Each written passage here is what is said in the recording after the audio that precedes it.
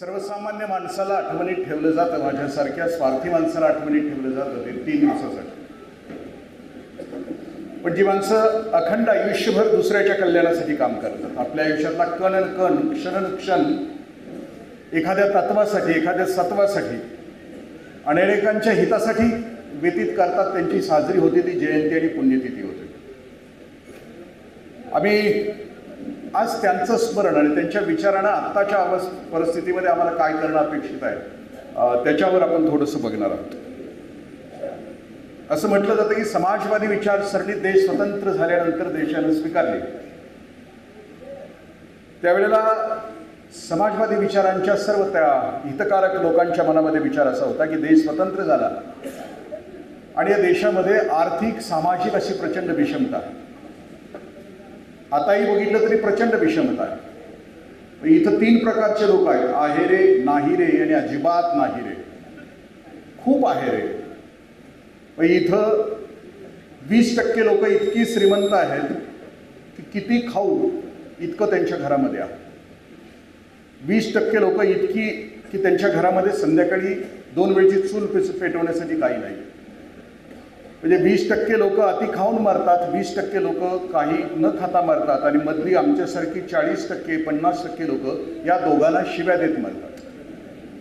ही व्यवस्था संपायची असेल तर त्यावेळेला असं म्हटलं गेलं समाजवादी विचारसरणीमध्ये की ज्या लोकांना नाही रे आहे, स्वतःच्या हिताचा विकास करता येत नाही, स्वतःच्या सामर्थ्याचा विकास करता येत नाही, तिथं सरकारनं हस्तक्षेप करावा आणि त्यांच्यामध्ये विकास करण्यासाठी प्रयत्न करावा. ही व्यवस्था सुरू राहिली गेल्या 75 वर्षामध्ये आणि आपण इथंपर्यंत येऊन ठेपलो आणि या व्यवस्थेमध्ये आम्ही सर्वांना सन्मानानं जगण्याचा गोष्टी आम्ही देण्यामध्ये खूप कमी पडलो. मी आल्याच माझ्या असं लक्षात आलं की आम्ही पुढं बसलो आहे आणि पाठीमागे हे लोक बसलेली आहेत. समाजवाद जरा इथंच चुकला असं मला थोडक्यात वाटलं की बाबा आमच्यामुळं पाठीमागच्यांच्यावर अन्याय होतो म्हणून आम्ही पाठीमागं निघून गेलो. कारण तसं जर आचरणामध्ये आमच्या नाही आलं तर मग इथं समाजवादावर बोलण्यामध्ये कोणताच अर्थ नाही असं मला सुरुवातीला वाटतं. खरं तर माणसं 4 प्रकारची असतात. म्हणजे अपयशी माणसं असतात. मी त्या अपयशी माणसांचं वर्णन करतो आहे. या माणसांना जन्माला आल्यानंतर कळत नाही की मी का जन्माला आलो, माझ्या आयुष्याचा हेतू कोणता. ही येतात, जगतात आणि मरतात, काहीही आणि कुठेही यांचा प्रकाश नसतो, घरामध्ये सुद्धा प्रकाश नसतो. जसं की सॉल्मन क्रॅनीनं म्हटलं की ही माणसं सोमवारी जन्माला येतात, मंगळवारी मोठी होतात, बुधवारी यांचं लग्न होतं, गुरुवारी यांना पोरं होतात, शुक्रवारी आजारी पडतात, शनिवारी लईच आजारी पडतात आणि आयतवारी मरतात. ही असतात, ही अपयशी लोक असतात. निसर्गानं सामर्थ्य प्रचंड दिलेलं आहे प्रत्येकाला. स्वामी विवेकानंद असं म्हणतात की every soul is potentially divine, how you manifest that is the question. प्रत्येक जीव हा अव्यक्त ब्रह्म आहे, प्रचंड सामर्थ्य आहे, तो अगदी कुठल्याही पदाला पोहोचू शकतो. पण आपल्या आयुष्यामध्ये निसर्गाने दिलेल्या शक्तीचा तो विनियोग कोणत्या आणि कशा कारणासाठी करतो त्याच्यावर त्याचं आयुष्याचं उत्थान, उन्नती अवलंबून असते. दुसरे असतात ती डुप्लिकेट अपयशी माणसं असतात, ती आमच्या प्रशासनामध्ये असतात, नोकरीमध्ये असतात. यांना यांच्या आयुष्याचा हेतू कळतो, जगतो का कळतो, पण त्यांना तसं जगावं असं वाटत नाही. म्हणजे समजा 10 वर्ष झाली नोकरीची की त्याच्या असं लक्षात येतं की नोकरीमध्ये काम करणारा पण तिथंच आहे आणि न करणारा पण तिथंच आहे, मग कशाला करा. त्याला चांगलं वागलं तर चांगलं होतं हे त्याला माहीत असतं, पण ते चांगलं वागण्यासाठी ते धडपड करत नाही. मी आता गेली 5-6 वर्ष शेती करतो आहे. राजीनामा दिल्यानंतर माझ्याकडे भांगलायला बायका आहेत. एखादी बाई भांगलायची अशी सर पात काढून पुढे जाते. पुढे गेली की जी मागं राहिलेली असते ती तिला असं दगड बांध, तिला म्हणते तुझा काय पुतळा बांधायचा आहे. डुप्लिकेट अपयशी माणसं, स्वतः पण करायचं नाही आणि दुसऱ्याला पण करायचं नाही. मी ज्या माणसांचं व्यक्तिमत्वाची गुणवत्ता सांगतो आहे, गुण सांगतो आहे किंवा दुर्गुण सांगतो आहे, ते जर कोणाला लागू पडत असेल तर तो योगायोग समजावा. ते मी काय जाणीवपूर्वक बोलत नाही. कारण बऱ्याच वेळेला मी बोलत असताना माणसं एकमेकाकडे बघतायत, म्हणजे याचा अर्थ आपण प्रत्येक वेळेला ऐकणाऱ्याला वाटत असते की हे माझ्यासाठी नाही चाललं, हे ह्याच्यासाठी चाललेलं आहे. पण हे असं कधी नसतं. तिसऱ्या प्रकारची लोक की डुप्लिकेट यशस्वी माणसं असतात, की पुढं करतात, उगाचच पुढं करतात, सगळंच त्यांच्याकडे असतं, ब्रँडेड सगळं त्यांच्याकडे असतं. बघणाऱ्याला संपोगिरी त्यांच्याकडे असते, बघणाऱ्याला वाटत असतं की हे यशस्वी आहे, पण ते कधीच नसतं. आणि जी यशस्वी लोक आहेत ती एकाच बाजूला असतात. त्यांचं आयुष्यभर ब्रीद वाक्य असतं, येस आय कॅन, मी करू शकतो. असू शकतो. खोराटे साहेबांनी ज्या कालावधीने मध्ये इथं काम केलं, म्हणजे धरणाच्या सहभागापासून असेल किंवा इथंपर्यंत या शाळा काढण्याच्यापर्यंत असेल, अखंड आयुष्यभर देश स्वतंत्र झाल्यानंतर जी देशाला विषारी फळं लागली, त्या विषारी फळांच्या पैकी पहिलं विषारी फळ होतं देशाला दारिद्र्य. मोबाईल थोडा एक 15-20 मिनिटासाठी बंद करा. बंद म्हणजे आणि नवीन घेतला असेल तर ते बंद करता येत नसेल तर त्याला एक लाल रंगाचं बटन आहे, त्याचं नरड दाबा. जी गोष्ट माणसात आल्यानंतर माणसातून उठवते ती माणसात आल्यानंतर बंद असावी. ही सभागृहातल्या सभ्य लोकांच्याकडे सभ्यता असावी अशी साधारण अपेक्षा सभ्य लोकांच्याकडून आहे. म्हणजे सभागृहातले सगळे सभ्य असतात असं सगळ्या सभ्य लोकांचं म्हणणं. आचार्य अत्रे एक दिवशी भाषणाला सुरुवात करताना आचार्य अत्रे संबोधन करताना म्हणायचे, सभ्य गृहस्थ हो. एक इरसाल होतच आपल्यासारखं तिच्यात. ती म्हटलं हो. आचार्य अत्रे म्हणजे तू सोडून. माझी आत्ताची सूचना त्यांच्यासाठी नव्हती, त्यांनी मनाला लावून घेऊ नये. मी म्हटलं की देश स्वतंत्र झाल्यानंतर देशाला काही विषारी फळं लागली, त्याच्यामधलं पहिलं विषारी फळ आहे दारिद्र्यच. समाजवादी विचारसरणीच्या लोकांनी अखंड आयुष्यभर हे दारिद्र्य संपावं, ही विषमता संपावी असेल. दारिद्र्यामध्ये आमच्या इथं हितपत आहे. आत्ता एक पी साईनाथ नावाचे खूप मोठे पत्रकार दारिद्र्यावर गेले 30-35-40 वर्ष काम करतात. दक्षिण भारतापासून उत्तरेपर्यंत असं तो हिमाचल, दारिद्र्यावर काय हाल होत आहेत लोकांचं त्याच्यावरच त्यांची पत्रकारिता. तुम्ही कधी त्यांच्या साईटवर गेला तर तुम्हाला दिसेल, त्यांच्या या गुगलच्या साईटवर काश्मीरपासून कन्याकुमारीमध्ये दारिद्र्यामध्ये पिचत असलेल्या लेकरांचे फोटो त्याच्यामध्ये आहेत. अत्यंत अवकाळा आलेले चेहरे, म्हणजे बघितल्यानंतर पोटामध्ये कळ येते. आपली स्वतःची लेकरं कशी जगतायत आणि त्या लेकरांच्या चेहऱ्याकडे बघितल्यानंतर लक्षात येतं की एवढं असू शकतं. त्यांनी दारिद्र्याचं वर्णन अनेक ठिकाणी केलेलं आहे. ते असं म्हणतात की या देशामध्ये फक्त 40 ते 50% घरामध्ये दिवाळी साजरी होते.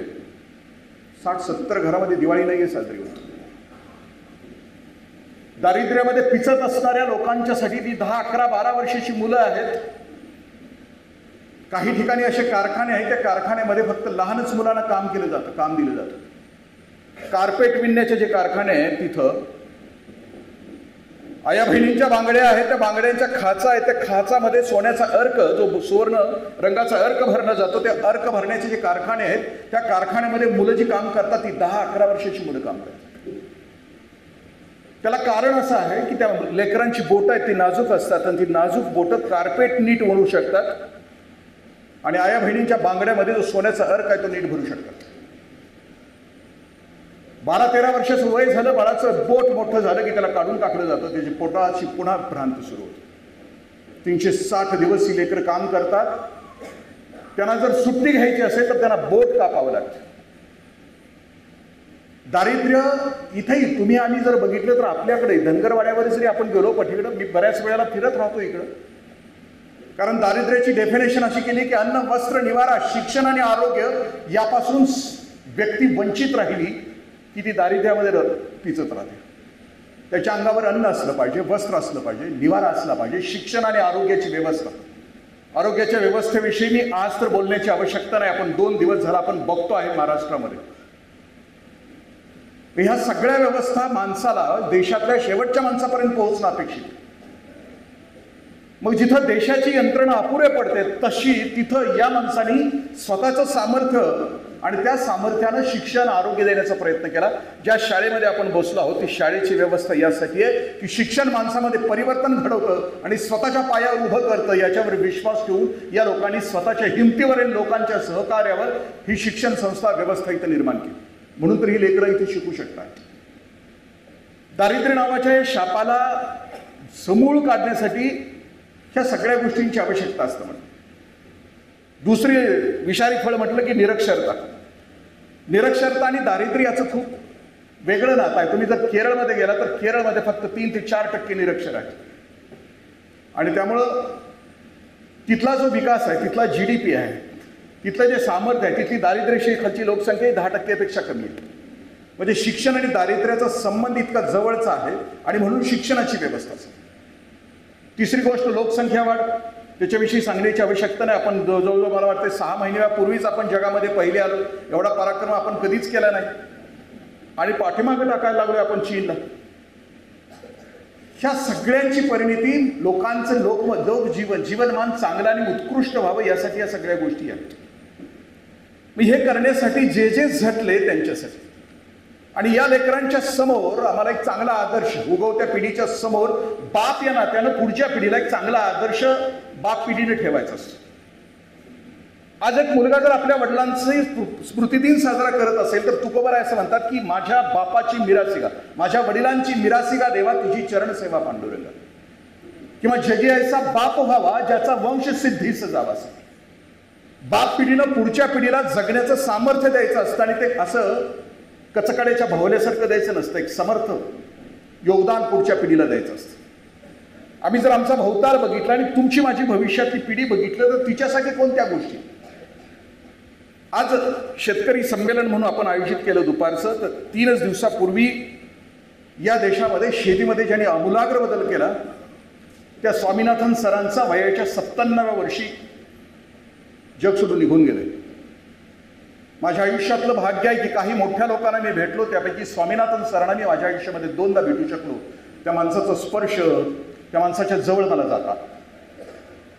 त्यांचं भाषण महामहिम प्रणब मुखर्जी ज्या वेळेला राष्ट्रपती होते त्यावेळेला त्यांचं भाषण त्या दिवशी सगळीकडे व्हॉट्सअप युनिव्हर्सिटीमध्ये व्हायरल होत होतं. शेतकरी शेतीच्या विकासासाठी एक 3 वाक्य त्यांची त्या दिवशी व्हायरल होत होती. त्यामध्ये असं सांगत होते ते, now world is not required guns. जगाला आता बंदुकीची आवश्यकता नाही, तर जगाला आता धान्याची आवश्यकता आहे. Gun can be produced in industry but grains cannot be produced without farmer. हे त्यांचं शेवटचं वाक्य. म्हणजे ग्रेन, धान्य हे शेतकऱ्याशिवाय कुणीच पिकवू शकत नाही. एक वेळ बंदुका आपण पिकवू शकतो, पण शेतकरी जर संपला या जगातला तर माणसं उपवाशी मरतील. हे त्यांचं शेवटचं वाक्य होतं. स्वामीनाथन यांच्या आयुष्याचं ध्येय होतं की भूकमुक्त भारत करणं. हा भारत आहे, याच्यातली भूक सगळी संपून टाका. 11 पदव्या त्यांच्या कृषीशास्त्रामध्ये आहेत. हरित क्रांती आणण्यासाठी एक 100 किलोचं धान्य नॉर्मल बोरलॉग सरांच्या बरोबर या माणसानं आणलं अमेरिकेतून. त्यावेळेला हा देश अमेरिकेमध्ये पाऊस पडला तर आमच्या पोटावरून हात फिरवत होता. म्हणजे अमेरिकेमध्ये पाऊस पडला तर तिथला सातू, तिथला गहू, त्याची आयात व्हायची आणि आम्ही त्याच्यावर जगायचो. पण स्वामीनाथन या माणसानं भारत भूकमुक्त करण्याचा ध्यास घेतला. एक 100 किलोचं गहू आणलं भारतामध्ये, पंजाबमध्ये ते पेरलं. तिथल्या त्या गावातल्या शेतकऱ्यांनी त्याला अनुमती दिली आणि आज आपण बघतो आहोत. पण आता कालचक्र उलट फिरत आहे. शेतीचा योग्य प्रचार आणि प्रबोधन न झाल्यामुळं शेतीमध्ये जे नुकसान होते, केमिकल फर्टिलायझर असं समज, त्याला उत्तर आता माझ्या आदरणीय पी.टी. पाटील सरांनी दिलं की आम्ही योग्य शास्त्रीय पद्धतीने शेती केली तर या सगळ्या प्रश्नाला आपण उत्तर देऊ शकतो असं म्हटलं. पुढच्या गोष्टी या लेकरांच्या समोर ठेवत असताना म्हणजे बाप पिढीनं नेमकं पुढच्या पिढीसाठी काय करायचं असतं. ज्ञानेश्वरीमध्ये एक ओवी आहे, विधी ते पाळीत निषेधा ते गाळीत मज कर्मफळे अर्पित पुढे जाणं. चांगला बाप होणं याचा अर्थ की माझ्या लेकरातलं सामर्थ्य मला माहीत असणं आणि त्या सामर्थ्यानिशी त्या लेकराला त्याचं जे जग आहे ते त्याचं जग त्याला देऊन दिलं. आपण बाप आहोत तर बापाचे अनेक प्रकार आहेत. स्वतःला समजून घेताना विचार करायचा की आम्ही कोणत्या प्रकारचा बाप आहे. घरामध्ये एक हुकुमशाही पद्धतीचा बाप असतो. माझंच खरं, मीच अंतिम, मला कळतं तेच अंतिम. त्या घरातली पोरं वाढत नाही, त्यांचा विकास नाही होत. बापाच्या पायाचा चप्पल चरचर आवाज आला तर पोराच्या पोटामध्ये कर असा आवाज येतो आणि त्याचा विकास नाही होतो, खुरटून जातं लेकरं, भयभीत होतो. परवा दिवशी तुम्हाला आठवत असेल व्हॉट्सअप युनिव्हर्सिटीमध्ये कुत्रं चावल्यानंतर लेकरू खलास झालंय बापाच्या मांडीवर. तर त्या पोरानं बापाला सांगितलंच नाही की मला कुत्रं चावलंय, कारण जर सांगितलं बापाला तर बाप मारेल म्हणून त्या पोरानं सांगितलं नाही. 1.5 महिन्यानंतर ते पोरग रेबीज होऊन बापाच्याच मांडीवर श्वास सोडत आहे. म्हणजे हुकुमशाह पद्धतीचा बाप असेल तर हे घडणं शक्य नाही. दुसरा आहे भित्रा बाप. पोरग म्हटलं बघू का, करू का आत्महत्या, की मग चळ चळ चळ कापते. जन्मापासून या बापानं आपल्या पोराला नाही असं कधीच म्हटलेलं नाही. प्रत्येक गोष्टीची पूर्तता केलेली आहे. या लेकराला नकार घेण्याची सवय नाहीये. मग भविष्यामध्ये 16व्या वर्षी ते एखाद्या मुलीला प्रपोजल करताय आणि ती मुलगी नाही म्हटली तर ते म्हणते की तू हाक है अथवा नाक है, तू है मेरी सनम, म्हणून रस्त्यावर जान्हवी तुपे, रिंकू पाटील, अमृता देशपांडे यांची खांडोळी करता. तो बाप भित्रा बाप आहे का आम्ही? म्हणजे त्याला योग्य वेळी आम्ही नाही म्हणू शकतो का? तिसऱ्या प्रकारचा बाप आहे तो दुर्लक्ष करणारा बाप. तुझं तू जग, माझं मी जगतो, तुझा माझा संबंध आहे, मी माझं जगणार. आपलं संध्याकाळचं 6चं टायमिंग झालं की आपण सोडत नाही कोणाला. माझं आयुष्य आहे, तुझं आयुष्य आहे, तुला जसं वाढायचं तसं वाढणार. दुर्लक्षित बाप. आणि पुढच्या प्रकारचा बाप आहे त्याला म्हटलं की योग्य सुजान पालक. त्याला माहिती आहे की घरामध्ये माझ्या बाळाला वाढवायचं आहे तर त्याला काय द्यायचं आहे, प्रेम आणि क्रोध या दोन्ही गोष्टीचा समन्वय करून त्याला द्यायचं. पुढच्या पिढीला मी माझा स्वतःचा विचार करतो की माझ्या वडिलांनी मला काय दिलं आणि मला माझ्या पोरांना काय द्यायचं. माझे वडील 10 वर्ष आमदार राहिले, संयुक्त महाराष्ट्राच्या चळवळीमध्ये राजीनामा दिला.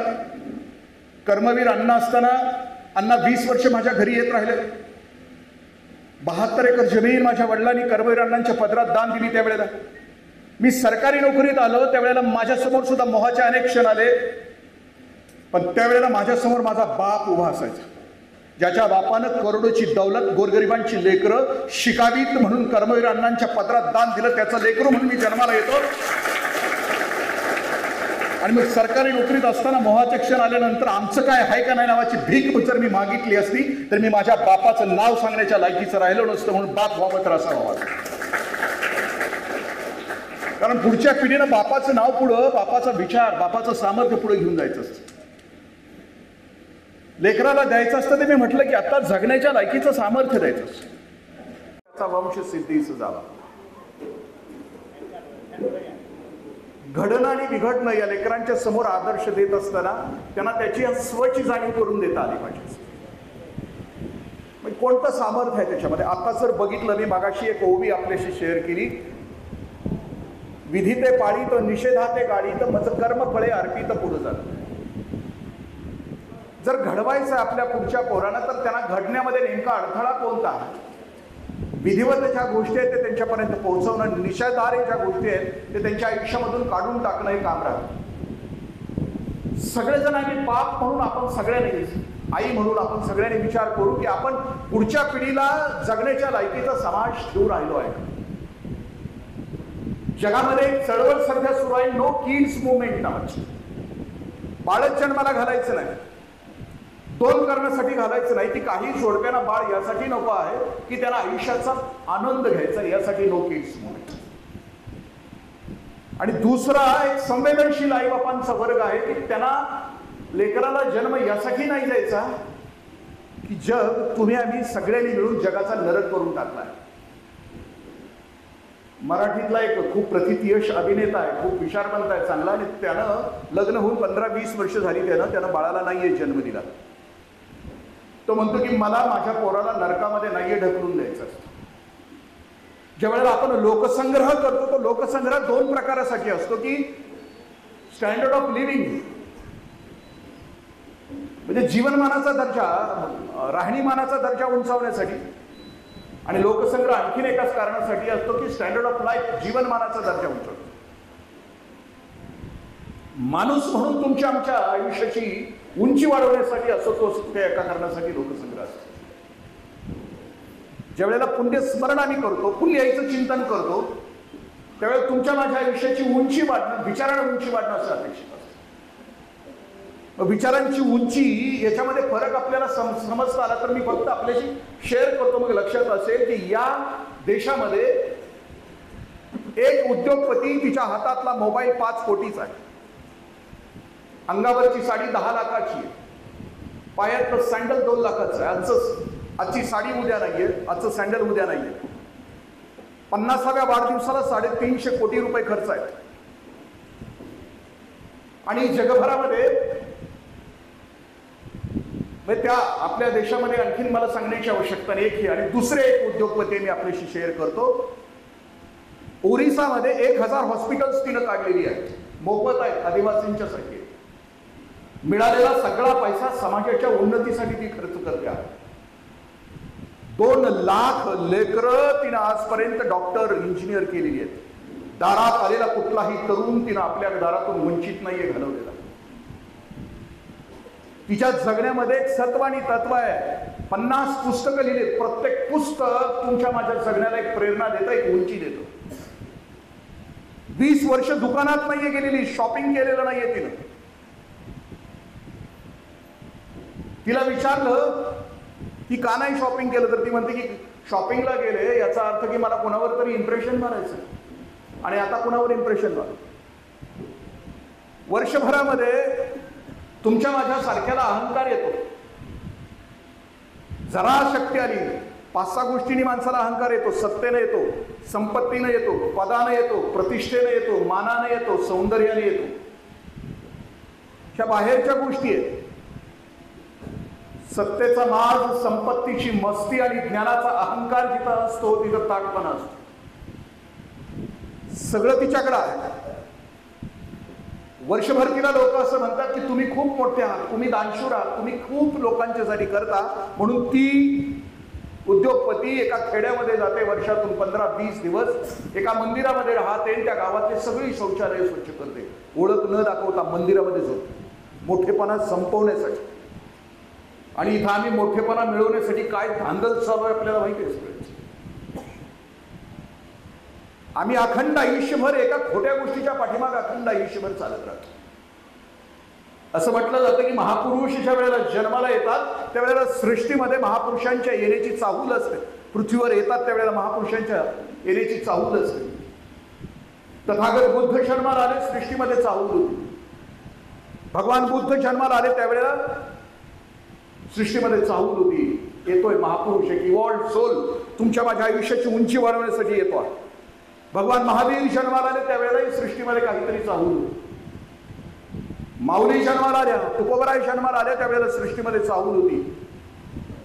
मग माझ्यासारखा सर्वसामान्य माणूस जन्माला आला त्यावेळेला सृष्टीमध्ये काही चाहूल होती का नव्हती? होती. मी ज्या वेळेला जन्माला आलो त्यावेळेला माझ्या गल्लीतलं कुत्र ओरडत होतं. त्याला लय आनंद झाला, बरं झालं माझा एक दोस्त जन्माला आला. कुत्र जसं अखंड आयुष्यभर पळतं, या गल्लीतून त्या गल्लीत, त्या गल्लीतून त्या गल्लीत. आणि मरताना असं मरत असतं की लीद असते, लीद भरलेली असते, तोंडात घास असतो आणि पेटात लात असते. मरण भयंकर असतं. माझ्यासारखा जीव अखंड आयुष्यभर जन्माला आल्यापासून तो भवताल बघतो आणि फिरत राहतो. कधी सत्तेच्या मागं, कधी संपत्तीच्या मागं, कधी पदाच्या मागं, कधी प्रतिष्ठेच्या मागं, कधी मानाच्या मागं, कधी सौंदर्याच्या मागं. आणि त्याच्या आयुष्याचा शेवट कसा होता ज्याला समजतं. मी आता म्हटलं की ज्याला उन्नतीची मी 2 गोष्टी आपल्याशी शेअर केल्या की आपल्याला मार्ग ठरवायचा. दिदीनो आणि दादानो मार्ग आपल्याला ठरवायचा आहे की आपल्याला घडायचं आहे ते स्टँडर्ड ऑफ लिव्हिंग साठी घडायचं आहे का स्टँडर्ड ऑफ लाईफ साठी जगायचं. या 3.5 हाताच्या देहाचा उपयोग स्वतःला सजवण्यासाठी, धजवण्यासाठी, मिरवण्यासाठी, लोकांच्या पुढे चमकोगिरी करण्यासाठी आपल्याला जगायचं आहे का या 3.5 हाताच्या देहाचा उपयोग कोणाच्या तरी उपयोगी येण्यासाठी करायचा. आपल्या आयुष्याचा निर्णय घेताना ठरवावं लागतं. एखादी माती सुंदर असते आणि कुंभार त्या मातीला विचारतो की तुझ्यापासून काय बनवू दे, एखादी सुंदर मूर्ती बनवू की ती मूर्ती राष्ट्रपती भवनामध्ये ठेवता येईल, तुझा गौरव होईल. त्यावेळेला ती माती कुंभाराला असं सांगते की नको दादा, मला नको, मला माती, मला नको बनवू तू मूर्ती, दिसणारी चांगली दिसणारी मूर्ती तू नको बनवू, मला एक रांजण बनव, माझा माठ बनव आणि वाळवंटामध्ये एखाद्या झाडाखाली मला करून टाक, त्याच्यामध्ये पाणी भरलेलं असू दे. रस्त्यावरून जाणारा पांथस्त त्याचा घसा कोरडा पडला तर त्याची नजर माझ्यावर पडू दे आणि माझा उपयोग त्याच्या तहान भागवण्यासाठी होतो. माझा उपयोग कशासाठी? आम्हाला मोठं सगळ्यांनाच व्हायचं, पण मोठे होण्याचे 2 प्रकार असतात. एक एकटंच मोठं झाले, कोणाच्याच उपयोगी नाही पडलं. कबीर त्या एकटा मोठा झालेल्या माणसाविषयी असं म्हणतात की बडा पेड खजूर पंथन कोण छाया देवे फल लागे अति दूर. खजुराचं झाड असतं, उंच असतं, त्याच्यात झावळ्या अपुरे असतात. फळ असतं पण ते उंचावर असतं, कुणाला ते काढता येत नाही. फल लागे अति दूर पंथन कोण छाया देवे. रस्त्यावरून जाणाऱ्या पांथस्थाला ते सावली सुद्धा देत नाही, कारण त्याची पानं खूप अपुरी असतात. तशी तुमच्या माझ्या अवतीभोवती अशी खूप माणसं आहेत, श्रीमंत आहेत, सत्ताधीश आहेत, सगळं आहे त्यांच्याकडे, पण ते कुणालाही सावली देत नाही. आम्हाला तसं नाहीये मोठं व्हायचं. आम्हाला मोठं व्हायचं आहे की वसुदेव सुतम देवम. बाळानो, वसुदेव सुतम देवम म्हणजे आपल्या करणीनं आणि कथनीनं आपल्या बापाचं नाव निघालं पाहिजे. हे कुणाचं, हे पिलू कुणाचं विचारलं पाहिजे. एवढं चांगलं वागतंय, एवढं भारी वागतंय. पुत्र देई ऐसा गुड्डा ज्याचा तिन्ही लोकी झेंडा. कन्या तो ऐसी देई जैसी मीरा मुक्ताबाई. पुत्र देई ऐसा गुंडा जिसका गटार के पास मुंडा नाहीये सांगितलं. कारका असं दे की विचारलं पाहिजे लोकांना की कोणाचं पोरग आहे. कंस चाणूर मर्दना. आजूबाजूला जो अत्याचार आणि अन्याय घडतो आहे त्याच्याविषयी त्यानं पेटून उठलं पाहिजे. जाब विचारला पाहिजे, हिंमत असली पाहिजे त्याच्याकडं. इतकं ते करारी आणि कर्तबगार असलं पाहिजे. ही दुसरी त्याची क्वालिटी. देवकी परमानंद. बाप लेकराच्या पराक्रमाच्या वार्ता आईच्या कानावर आल्यानंतर आई अशी थुई थुई थुई नाचली पाहिजे, माझं पोरग आहे. आणि कृष्ण वंदे जगद्गुरु. रस्त्यावरून निघालं तर इतरांच्या आयांनी सांगितलं पाहिजे की नादाला लागावं तर या पोराच्या नादाला लागावं. मी असं म्हटलं की कर्तबगारी असू शकते का एखाद्या माणसाची.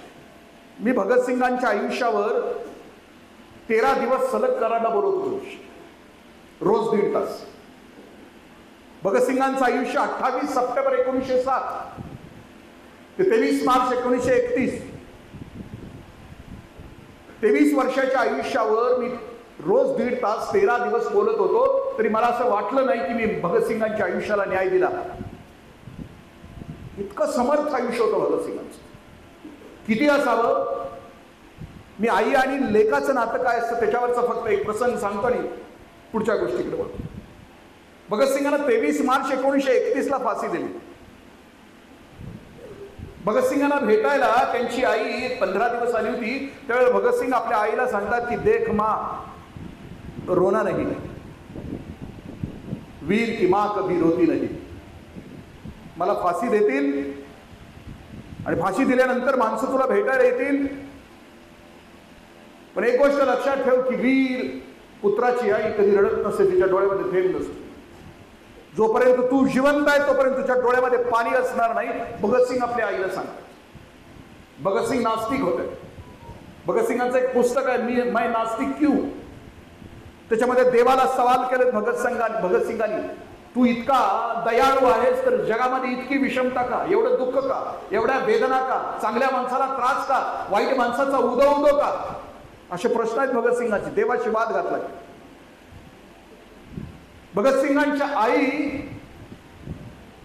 1970 म्हणजे जवळ 70 पर्यंत जिवंत होत्या.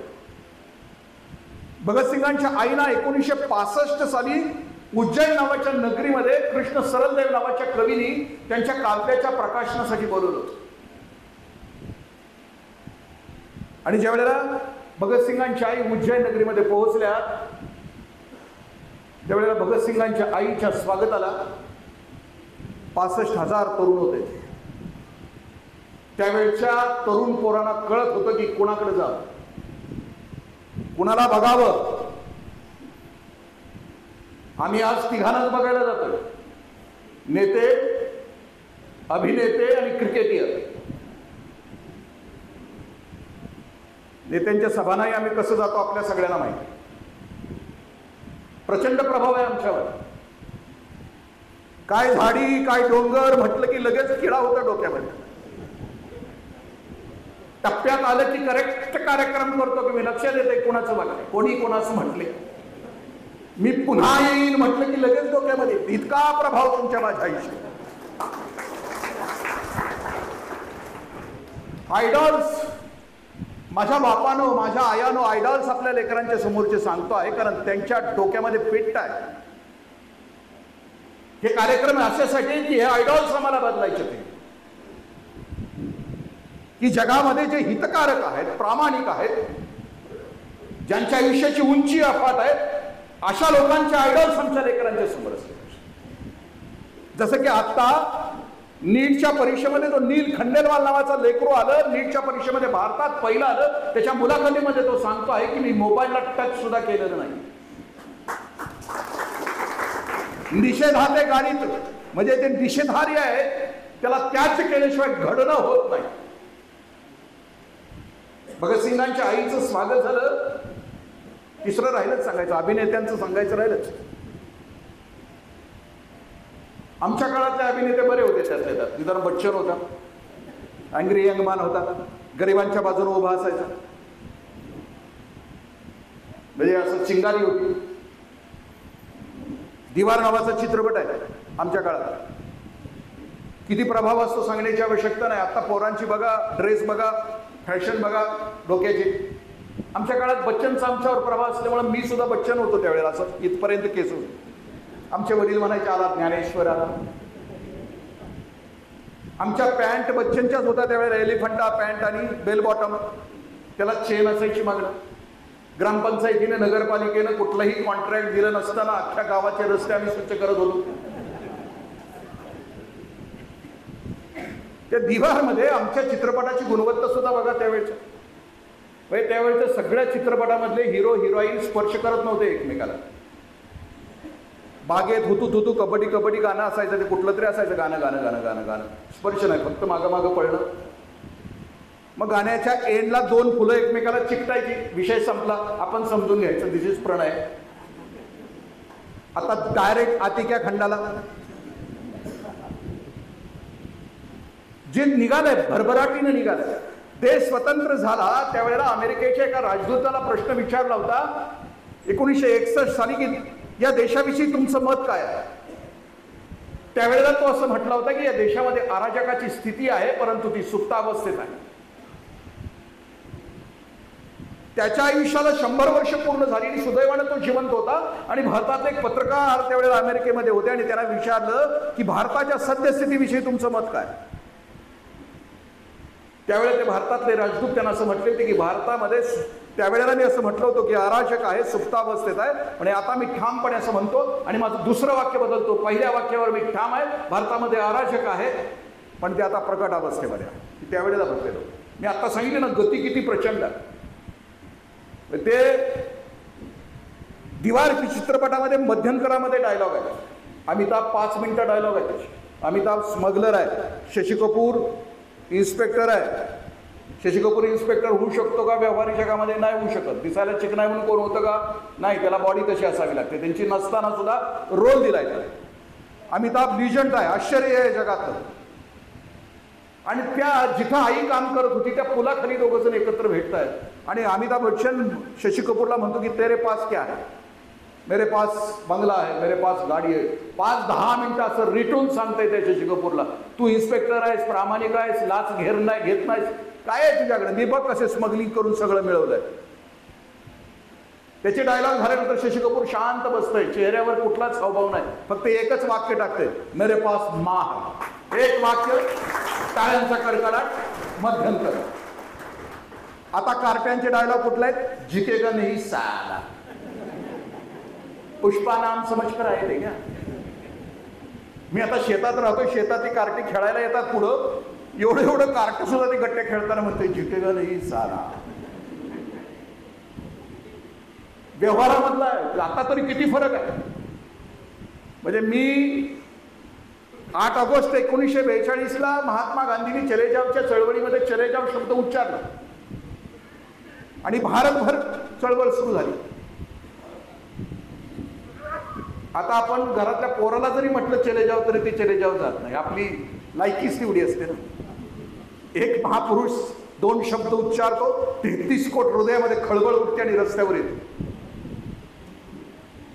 शिवाजी पार्कवर सभा होती 8 ऑगस्टला आणि त्या सभेला अनेक नेते आले होते. त्याच्यात एक पारसी स्त्री आली होती. तिचं लग्न नुकतंच झालं होतं, तिच्या अंगावर दागिने होते. भाषण संपल्यानंतर धरपकड सुरू झाली आणि त्या पारसी स्त्रीला इंग्रज अधिकाऱ्यांनी पकडलं आणि जीपमध्ये घातलं. इंग्रज अधिकाऱ्याच्या लक्षामध्ये आलं की तिच्या अंगावर दागिने, तिला सांगितलं तुझे दागिने काढ आणि कोणाजवळ तरी दे. त्या पारसी स्त्रीनं अंगावरचे दागिने काढले, चांगले किलो 1.5 किलोचे होते. ते दागिने तिथं रुमालामध्ये बांधले. गाडीच्या बाजूने जो समुदाय वाहत होता त्या समुदायात एकाला बोलवलं, त्याच्याकडे सोनं दिलं, त्याला सांगितलं हा हा माझा पत्ता, जा. इंग्रज अधिकारीच्या चक्कीत जाळ झाला. म्हणजे तिला विचारलं ते ओळखीचा आहे का तुझ्या माणूस तो? ती म्हटली नाही आहे ओळखीचा. आणि मग कसं काय सोनं तिच्याजवळ दिलं? त्यावेळी ती पारसी स्त्री इंग्रज अधिकाऱ्याला असं सांगते की त्याच्या अंगावर खादीचं कापड आहे. Khadi is not piece of cloth, it is a philosophy. अहिंसा, सत्य, अस्तेय, अपरिग्रह, ती एक फिलॉसॉफी आहे, तत्व आहे. तू काळजी करू नको, त्याच्या अंगावर खादी आहे, माझं सोनं नक्की घरी जाणार आहे. मी असं म्हटलेलं नाही की ते आत्ता सोनं कुठं जाईल, असं म्हटलंय का? मी फक्त सांगितलं की आपलं पतन आतापर्यंत कुठंपर्यंत झालेलं. नवसमाजाच्या निर्मितीसाठी गुणांची धारणा पुढच्या पिढीमध्ये करणं हे बाप पिढीचं काम आहे. कारण स्वयंपूर्ण पिढी अशी खूप कमी असते. म्हणून बापाला पुढच्या पिढीमध्ये काहीतरी पेरायचं असतं. जसं मी आत्ता सांगितलं की भगतसिंगांच्या आईच्या स्वागताला 65,000 तरुण मिरवणूक जात होती. 7 ट्रक हार भगतसिंगांच्या आईच्या गळ्यात घातले लोकांनी. 7 ट्रक. ती आई विनम्रपणे प्रत्येक हाराचा स्वीकार करत होती. 8-10 वर्षाची लेकरं ज्यांची होती त्या आयाने पोलिसांची कडी तोडली. भगतसिंगांच्या आईच्या पायावर आपल्या पोरांची डोकी घातली. त्या आयाला माहित होतं की माझं लेकरू कोण व्हायला हवं. रस्त्यावरचं सामान्य नको आहे तर सामान्य व्हायला. त्या आईला माहित होतं की माझ्या पोटामध्ये जी मी जन्माला घातलं ती चिंगारी व्हायला. ते स्वाभिमानी असलं पाहिजे, ते ताकदीचं असलं पाहिजे, अवघ्यानं सुखी करणारं असलं पाहिजे.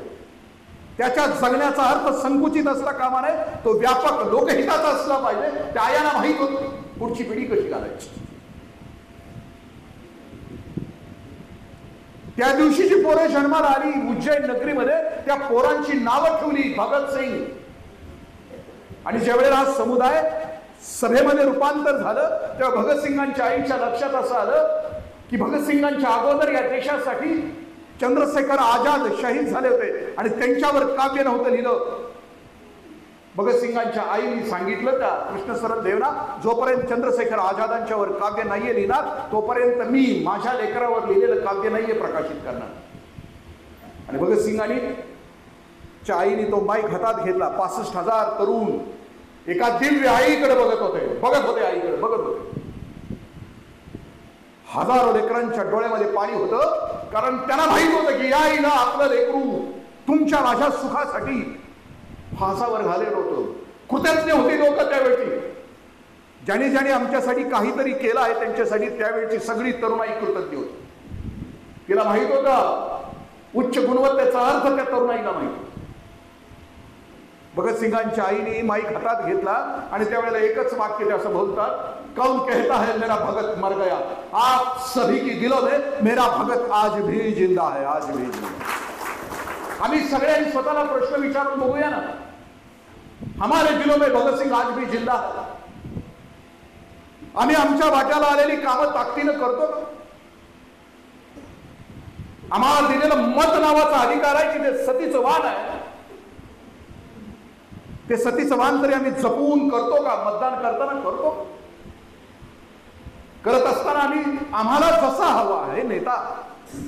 चाणक्य असं म्हणतो की जसं दूध असते तशी साय असते. दूध पातळ असेल तर साय पातळ असेल. मुंगी सुद्धा पडली तर त्या साय पुसून तळाशी जाईल. पण दूध घट्ट असलं तर साय सुद्धा घट्ट असेल. साय हे नेत्यांचं प्रतिनिधित्व करत असेल तर दूध आमचं प्रतिनिधित्व करते. तर आम्हाला येणाऱ्या लोकशाहीमध्ये आम्हाला आमचा नेता हवा असेल तर आमचं दूध घट्ट असलं पाहिजे.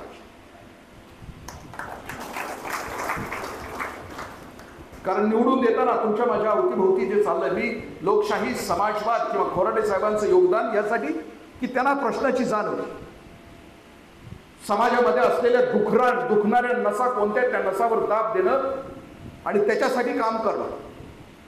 एक वेळ मी आता टीका करतोय, मी अंधाराला शिव्या देतोय, शिव्या देणं हे कामच आहे अंधाराला, वाईट गोष्टींना शिव्या देणं कामच आहे. पण दुसऱ्या बाजूला अंधारामध्ये दिवा लावणं आपल्या प्रतिमा आणि अंधार नाहीसा करणं हे दुसरं काम असतं. दोन्ही बाजूला ज्या वेळेला आम्ही काम करतो की अंधाराला शिव्या देणं आणि अंधारामध्ये पणती लावणं, दुसरी बाजूला आम्ही काम करतो त्यावेळेला समाज एका विकासाच्या टप्प्यावर असतो. आणि तो विकासाचा टप्पा आम्ही सगळ्यांनी जाणून बुजून पुढच्या पिढीच्या हातात नाही दिला तर आम्ही चांगल्या पद्धतीने जगलो नाही असं होतं. समारोपाकडे येत असताना आमची वारसाची दुसरी पिढी आहे, म्हणजे आमची पुढची पिढी असते. आमची जबाबदारी काय असते? आपण असं म्हटलं जायचं की आम्ही वडिलांच्या नावावर किती, मी सुद्धा मगाशी वडिलांचं नाव सांगे, वडिलांची कीर्ती तो एक मूर्ख असं म्हणतो. मी माझ्या वडिलांच्यावर सांगून मगाशी 5 मिनिटं मी मूर्खपणा केला. मला माझं स्वतःचं अस्तित्व निर्माण करता आलं पाहिजे. तेही तितकंच तेजस्वी की जे पुढच्या पिढीनं माझं नाव घेत असताना, माझ्या पोराला माझं नाव घेत असताना त्याची मान ताट असली पाहिजे, इतकी ताकद पुढच्या पिढीमध्ये देतात. आणि आम्ही हे देऊ शकलो, ही चांगली गोष्टी आमच्या पुढच्या पिढीच्या ताब्यात देऊ शकलो. पुढची पिढी खूप म्हणजे क्रांतिकारक आहे. मी एकच उदाहरण आपल्याशी शेअर करेन.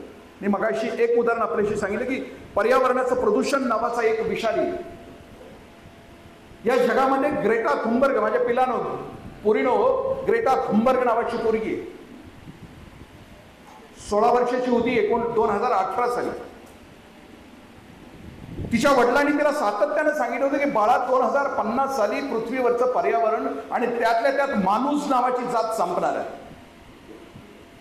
तुम्ही आम्ही अनुभव घेतो. दर 5 वर्षाने 1 डिग्री सेंटीग्रेड तापमान वाढता. 2050 साली पृथ्वीचं टेम्परेचर 55 डिग्री सेंटीग्रेड असणार. समुद्राची उंची 11 मीटर इतकी वाढलेली असणार आहे. दुष्काळ, सुनामी, म्हणजे भारतातला अरबी समुद्र हा खोपोलीपर्यंत आलेला असेल. जरा पै पाहुण्यांना सांगा सावध, 2050 लवकर यायला लागले. 55 डिग्री सेंटीग्रेडला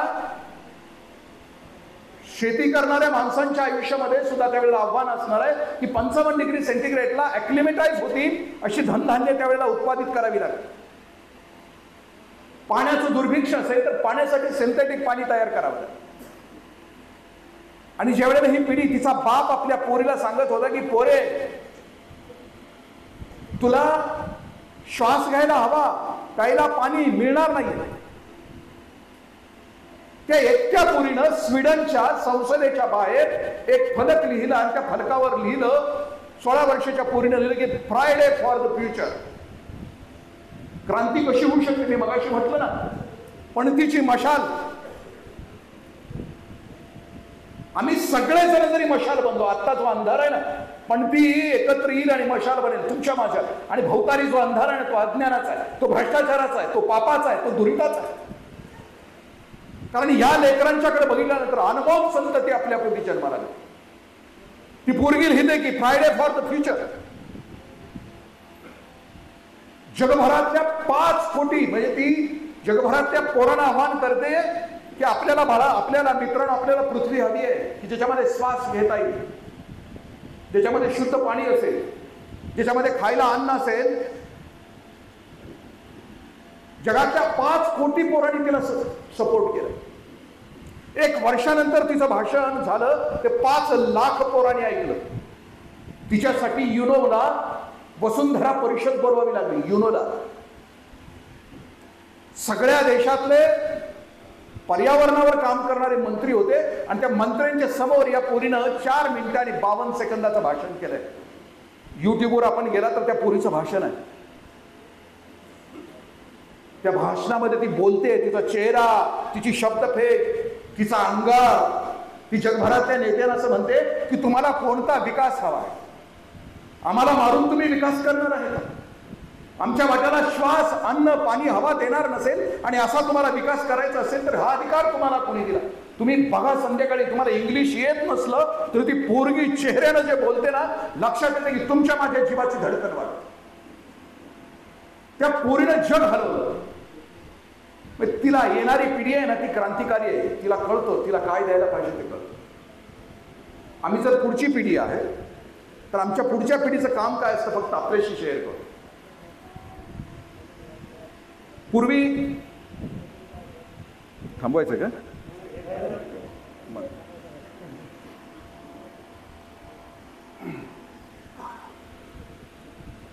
पूर्वी ऑपरेशन जी होत होती, वारसदार आहोत आपण सगळेजण चांगल्या माणसांचे. बाप पिढीनं आमच्यासाठी कष्ट केले, आमच्यासाठी एक चांगला समाज शोधला.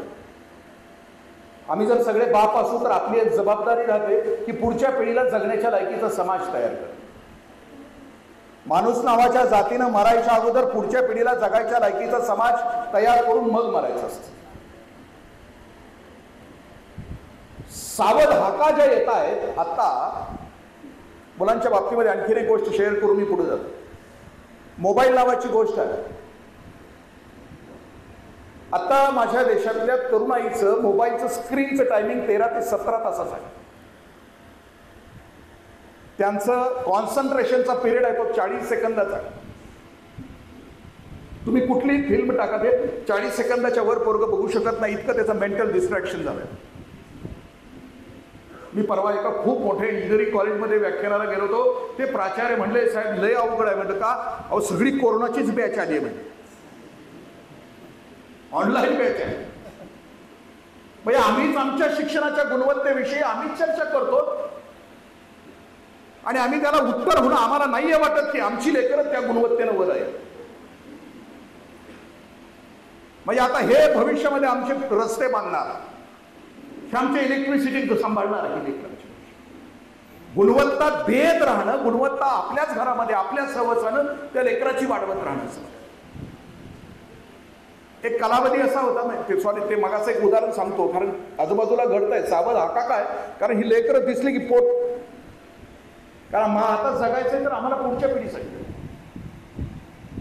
10वीच्या बोर्डाच्या परीक्षेच्या अगोदर माझं एका पुणे जिल्ह्यातल्या एका खेडेगावामध्ये भाषण होतं आणि त्या दिवशी दुपारीच तिथं घटना घडलेली होती. 10वीच्या मुलाला आई सांगत होती की बाळा अभ्यास कर, मोबाईल बंद कर. ते बाळ ऐकत नव्हतं म्हणून आईने एक चापट मारली बाळाला. बाळाला राग आला, बाळ उठलं, त्यानं आईला उचललं आणि ढकललं. आई भिंतीवर आपटली, मागच्या मेंदूला मार लागला, आई संपली. आता ते 10वीचं पोरगं खून पचवण्यासाठी त्याची बुद्धी चालवत आहे. ब्लेड आणतंय, हाताच्या मनगटावर वार करतंय, पण आईचं हृदय मगाशीच बंद पडलंय, त्यामुळे इथून येत नाही रक्त. आता बाळ विचार करतंय की खून पचवायचं तर आता काय करायचं. म्हणून आईची साडी काढत आहे. आईच्या साडीचं टोक एक गळ्याला आवळत आहे आणि दुसरं टोक फॅनला आवळत आहे आणि दिखावा करतात. माझ्या त्या दिवशीच्या व्याख्यानाचे अध्यक्ष त्याच पोलीस स्टेशनचे इन्स्पेक्टर होते. जाताना गाडीत सांगत होते की पट्ट्याला हात घातला आणि ते त्याला मारणार, तेवढ्यात ते पोरगं पोपटासारखं बोललं आणि मी अशा प्रकारे केलं असं त्याने सांगितलं. पण ते शेवटचं वाक्य बोलले ते अत्यंत भयानक होतं. ते असं म्हटले, आई मोबाईल बघू देत नव्हती, आईला मारलंच, पण बा सुद्धा बघू देत नव्हता, त्याला सुद्धा एक दिवशी संपवायचं होतं. एका सुसंस्कृत घरात तुम्ही आधी आहोत, आम्ही स्वतःला समजतो, तर तुमची माझी लेकरं कुठं निसटून निघालीत बघा. आमच्याही घरामध्ये, मी आमच्या घरामध्ये ठरवलं मोबाईल कुठं असणार आहे. मी जगातल्या एका खूप मोठ्या उद्योगपतीचं उदाहरण आपल्याशी शेअर करतो. कुमार मंगलम बिर्ला नावाची उद्योगपतींचं फॅमिली आहे आपल्या देशात. त्या घरातली 37 माणसं त्यांचा उद्योग चालवतात. ही 37 माणसं संध्याकाळी घरी आली 5:30 वाजता की आपला मोबाईल आपल्या आईच्या पायाजवळ ठेवतात. संध्याकाळी 8 वाजता अख्खी फॅमिली एकत्र जेवते. 1.5 तास जेवतात, प्रत्येकाची चौकशी करत. मगाशी आमचे सर पीटी पाटील सर काय म्हणजे, आम्ही जेवताना मालिका बघत जेवतो. माझ्या तालुक्यामध्ये 26 गावामध्ये संध्याकाळी 7 ते 9चा टीव्ही आणि मोबाईल बंद आहे.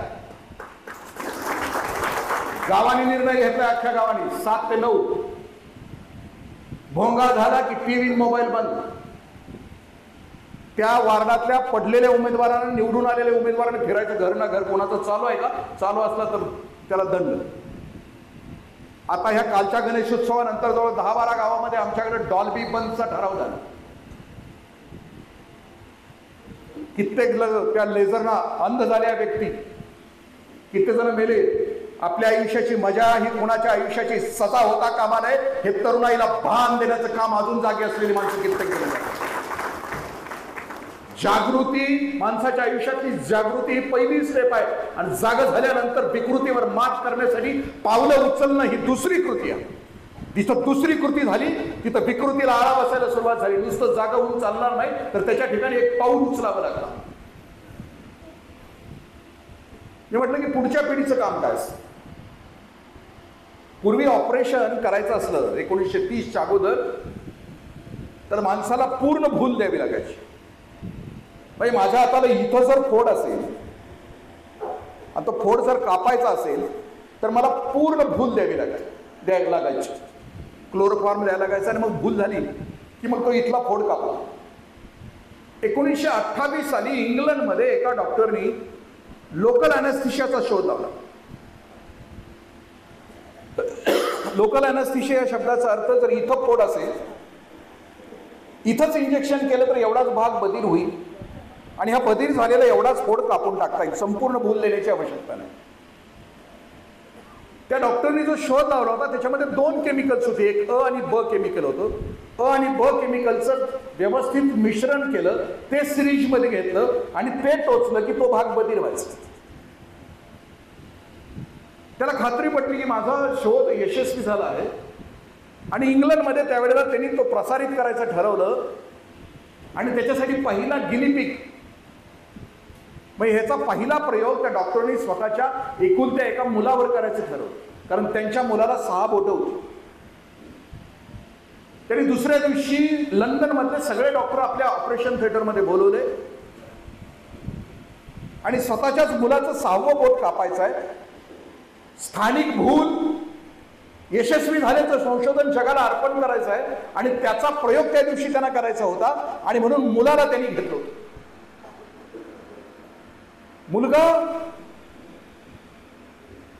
मुलाला त्यांनी सांगितलं होतं ऑपरेशन थिएटरमध्ये असताना, बाळा मी तुला भूल देणार आहे. अ आणि ब हे 2 केमिकल्स आहेत, एकत्र मिसळलं की इथं भूल चढणार आहे. भूल देत असताना तुझ्या चेहऱ्यावर स्माईल असलं पाहिजे, हास्य असलं पाहिजे, म्हणजे माझा प्रयोग यशस्वी झाला आहे, आलेल्या लोकांना कळालं पाहिजे. एका मोठ्या प्रवचनकारानं कित्येक प्रवचनकार तयार केले, आणि ते सगळे आता सोडायचे बाहेर त्या दिवशी कॉन्व्होकेशन घेऊन. तर त्या प्रवचनकारांनी सांगितलं की बाळांनो, तुम्ही आता निघालाय प्रचाराला, तर स्वर्गाचं वर्णन करत असताना चेहरा स्वर्गासारखा उमलू द्या. वर्णन करताना चेहरा स्वर्गासारखा दिसू द्या कायम. म्हणजे चेहऱ्याचं वर्णन करत असताना चेहऱ्यावर 12 वाजले तसा चेहरा ठेवू नका. 4 एरडेच्या बाटल्या पिल्यासारखं थोबाड करू नका.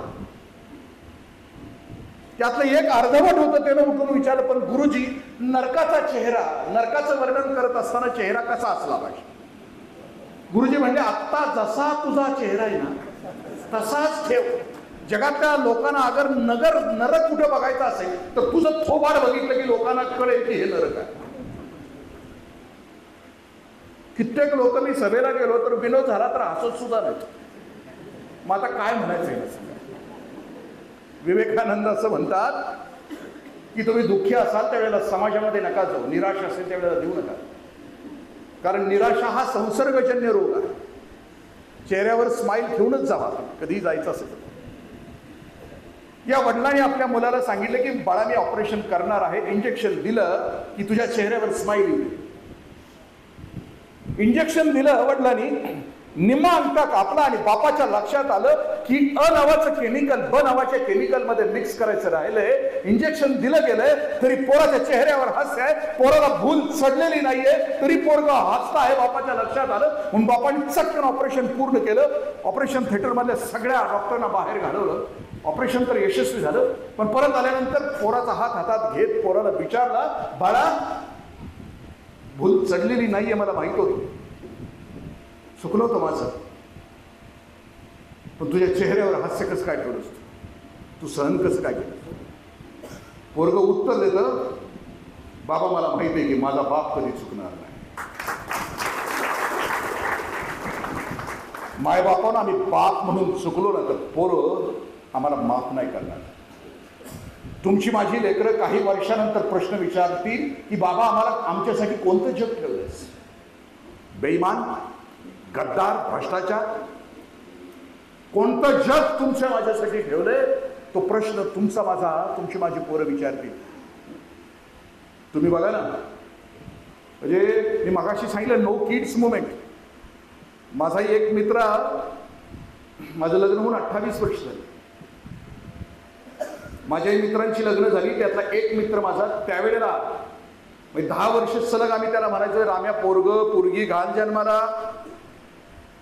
10 वर्ष राम्या म्हणायचा, इंद्रिया शाना नको होऊ, तुला मला जगताना एवढा त्रास होतोय तर तुझं माझं पोरग जगायच्या वयात येईल त्यावेळेला सोसेल, त्याला झेपतील घाव घाणेरडे, अजूनही हा खोल घाव नाही, अजूनही हा सूर्याना सराव नाही, झेपतील घाव तुझ्या माझ्या पोरं.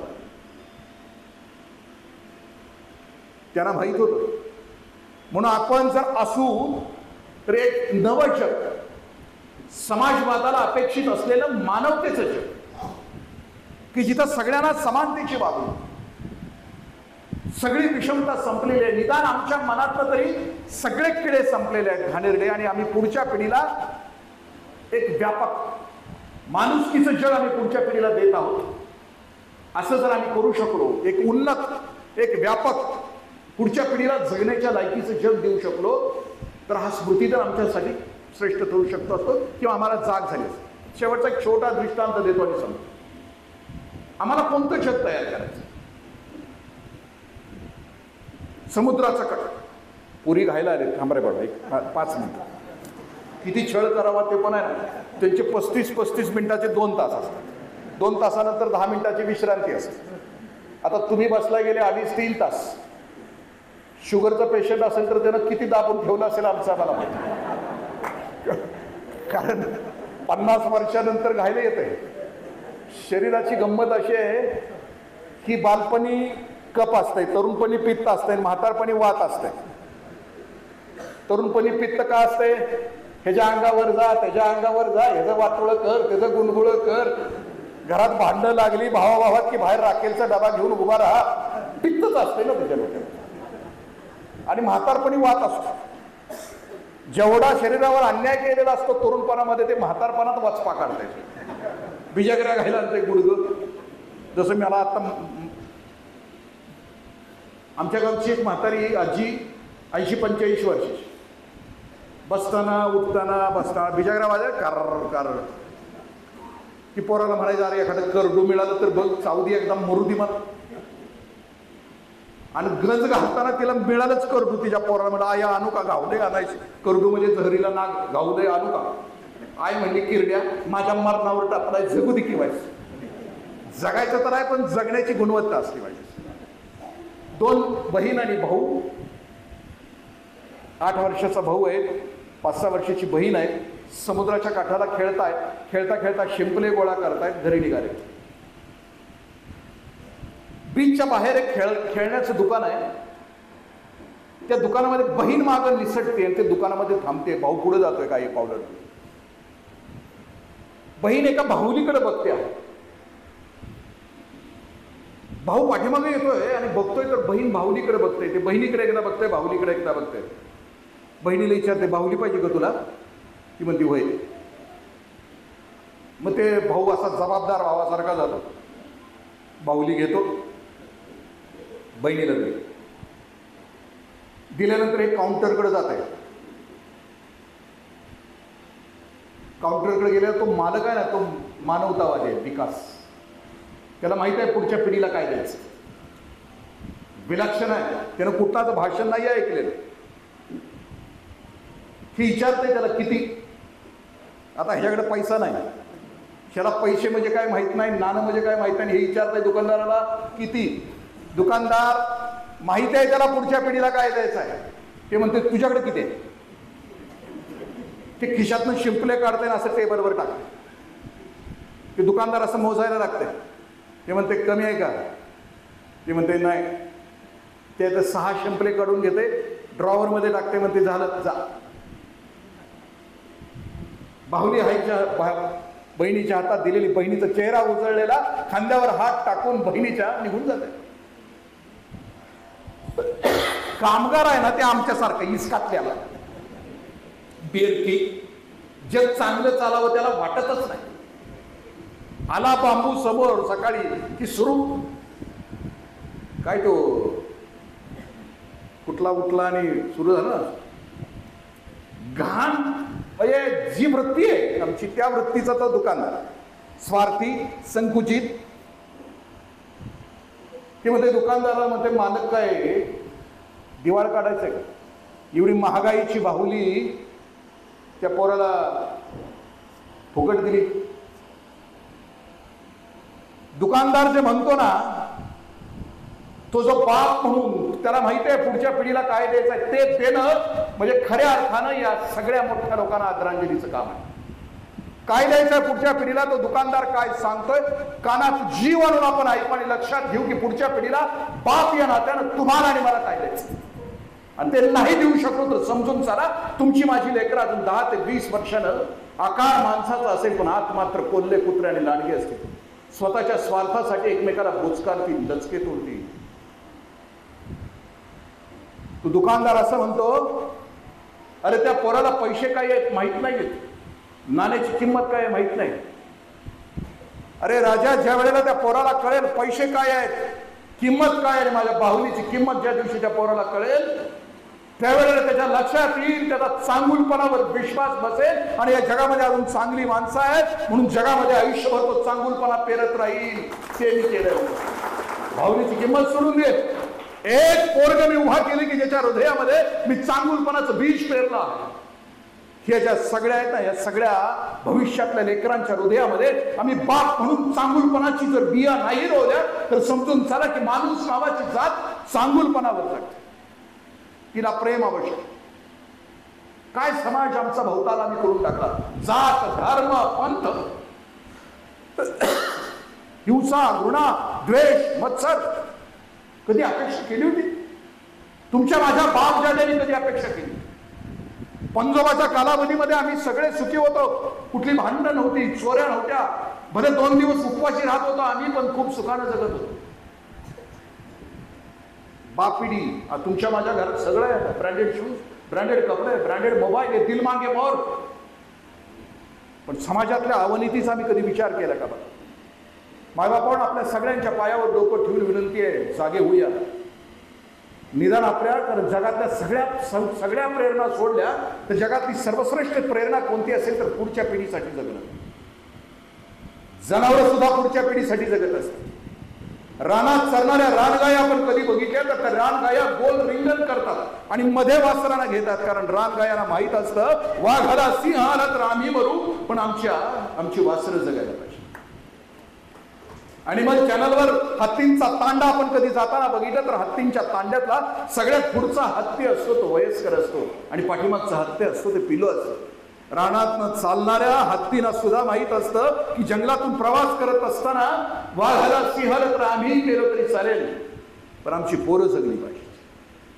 बिरबलाकडे 2 घोड्या आल्या, दिसायला सारख्या होत्या. एक होती आई, एक होती लेक. बिरबलाला विचारलं की यातली आई कोणती, यातली लेक कोणती? बिरबल म्हटलं इथं नाही सांगता येत, चला नदीला चला. दोन्ही घोड्या नदीला नेल्या, नदीत लोटल्यानंतर एक घोडी पुढं होती, एक घोडी पाठीमागं होती. बिरबल म्हटला पुढं आहे ना ती आई आहे, पाठीमागं आहे ना ती लेक आहे. घोडीला सुद्धा कळतं की पाण्याचा प्रवाह गतीन आला तर मी मरेन पण माझी लेक जगायला पाहिजे. घोडीला सुद्धा कळतं की पाण्यामध्ये भोवरा असेल तर भोवऱ्याची तळ्याची, भोवऱ्याच्या तळाची बुडून मी मरेन पण माझी लेक जगायला पाहिजे. अरे जनावरांना कळतं पुढच्या पिढीसाठी जगायचं. तुम्हाला जर जाणवत असेल की पुढच्या पिढीसाठी आम्ही नरक करत निघालो आहोत तर पोरांच्यासाठी स्वर्ग तयार करण्यासाठी स्वतः उन्नत करून पुढच्या पिढीला एक चांगुलपणाचा पेरा, एक उत्तम शेतकरी, डोक्यातले किडे संपवून चांगली शेती मजा करण्यासाठी आपण कटिबद्ध. धन्यवाद. सगळ्या बोलण्याच्या पाठीमागची तळमळ इतकीच आहे की आपण सगळ्यांनी जागं व्हावं आणि एक नवसमाज तयार करावा की ज्याच्यामध्ये प्रेम असेल, जिव्हाळा असेल, गुणवत्ता असेल, सद्गुण असेल आणि त्यासाठी तुम्ही आम्ही झटूया. मी खोराटे साहेबांच्या कार्याला, त्यांनी या भागातल्या दिलेल्या योगदानाला मनापासून आदरांजली वाहतो.